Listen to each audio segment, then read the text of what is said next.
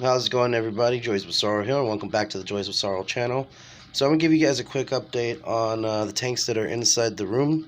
So I'll start with the 20-gallon long. Babies are growing up nice and healthy. I just threw in a bunch of freeze-dried Daphnia in there, so most of them are having at it. I have noticed that I have a few bottom draggers here. I got that guy in particular over there. And there's two more. I do think that these guys might be ones that I rescued. I think one of them was two of them might be that I rescued from the filter. One was one of the ones that I rescued from the big tank. And also on that note, I have babies. So one of the platies inside the community tank, I'm going to assume it's one of the big red dwarfs, had a spawn.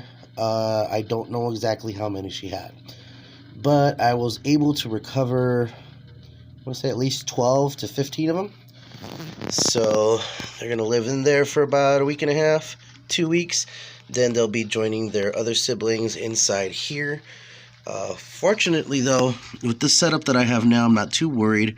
I could put them in there now if I wanted to. And actually, as a matter of fact, I think one of them is in there. Because you see the snails in there. The snail can actually get out of there. And I think one time when he got himself out, he let one of the babies out with him. And I know it's roaming around inside one of these dragon stones with the moss glued to it. Now, talk about the invertebrates in here. So I have two red rabbit, I think they're called yellow rabbit snails, and a white mystery snail. The white mystery snail has not been doing great for the last 2 weeks, so I decided to put in the isolation piece in here. And I am feeding it some algae every 2 to 3 days, along with stuff here called crab cuisine. It has a little bit of calcium in it, so I just think the guy needs a little calcium because the shell's a little bit on the weak side in the front. I've also thrown in a little bit of cuttlefish bone in there, although I think that's already... There's a little bit right there. For the most part, it's worn down, and I have more of it available. There's also a wonder shell, which is what I end up doing when I do the big water changes once a month or every 3 weeks, in there as well. So hopefully that'll provide the calcium that it needs to feel better. So aside from that, everybody else in there is perfectly fine. There is a narite snail in there, the one that was formerly inside Pinky's tank. That snail's actually doing great. You hardly see it. It's always up and about, eating things off of either the rocks or the decor or the glass. But it's doing great. Here is the 3.5-gallon top fin Delight or Enlight tank. I don't remember the actual exact name of it, but this is the tank where I house 2 African dwarf frogs. And basically as many pest snails that I can get out of this tank or any of the other tanks here on the inside. And the only reason I'm really trying to keep these pest snails alive is because I have intentions of getting some Mexican dwarf crayfish, and I know they eat it. So, having some fresh food for the crayfish wouldn't be a bad idea. And again, there is 2 African dwarf frogs in there. Here's one of them here. The other one likes to squish itself back there next to the heater. Water's not that cold. It's only about 75. Same thing with the big tank here. It's about 75, 76 degrees. Both water parameters are doing just fine. So let's go to the bottom here now. So here's the one probably people will want to know about, the shrimp tank.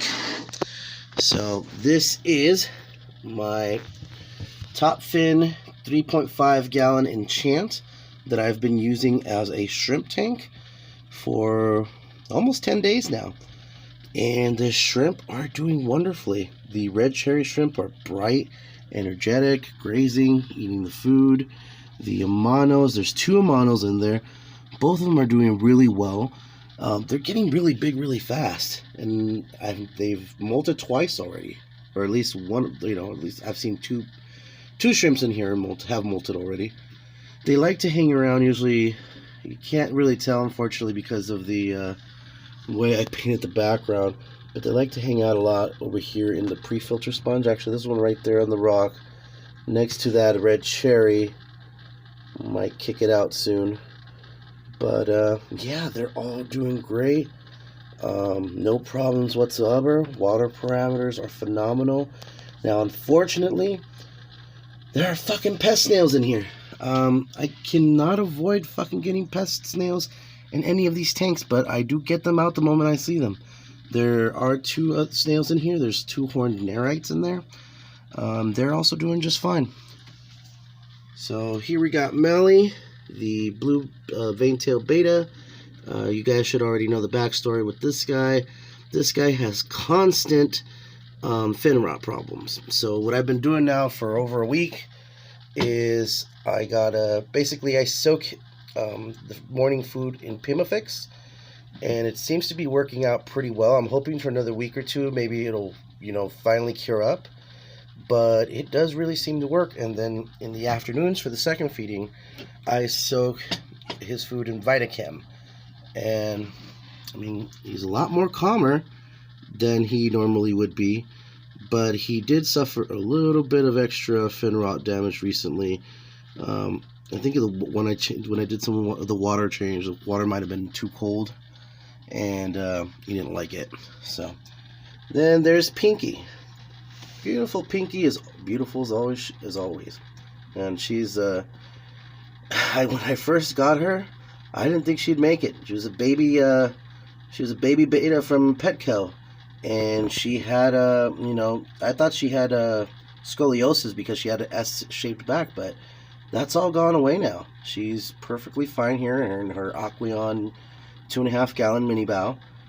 And the only issue I'm having in this tank as of now is that the Java ferns are getting eaten by the ram's horn snail that's in there. So I'm going to have to relocate that ram's horn snail. I don't want to kill it, but I don't want it eating all the plants either inside this tank, But you guys can see one of the right there, the yellow horn nerites, or bumblebee horn nerites. There's another one up there. There's actually 4 snails in here. There's 3 of those bumblebees and that ram's horn.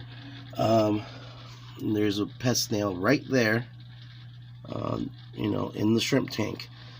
I really want to get rid of these guys. I really do. Now, this is the only one where I'm having a bit of a depressing moment here. This is the 10-gallon hospital tank. All 3 fish are still in here.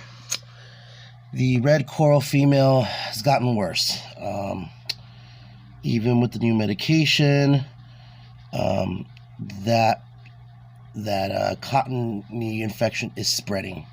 It's spreading dramatically, and you can tell she's not happy.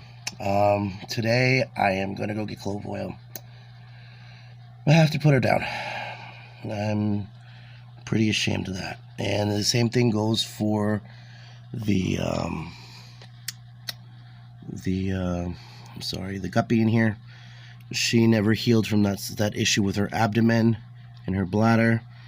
Still having a lot of swimming problems. She's gonna have to go as well. So it's fucking disappointing. It really is, but it is. I have to learn my lesson here, and it is what it is. The other fish is fine. She's absolutely fine, and she's the only one that seems to be doing well. Everyone else is not doing very well whatsoever.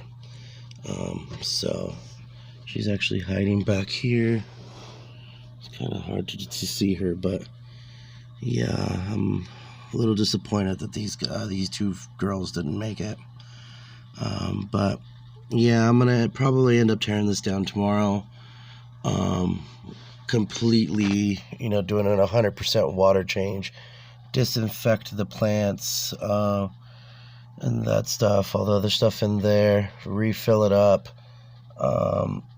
and I do want to do another course of Pimafix for the one that's actually doing well, just to make sure that there's no secondary infections that come back to bite me in the ass or bite the fish in the ass.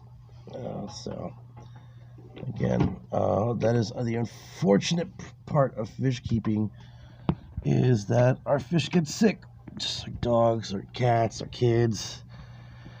And, you know, so most of the time they make it. These, unfortunately, will not. So that is pretty much the update for these tanks here today, guys. Thank you very much for watching. If you like this channel, please hit the like button, subscribe. Have a great day.